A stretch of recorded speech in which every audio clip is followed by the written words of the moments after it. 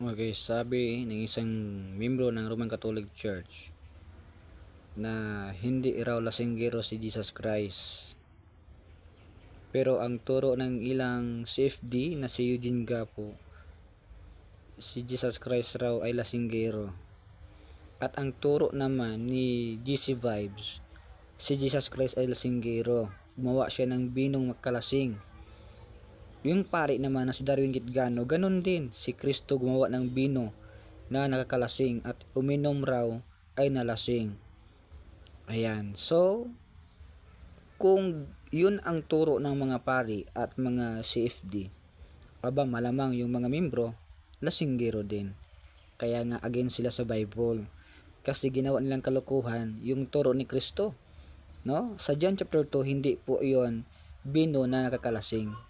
No? So, malamang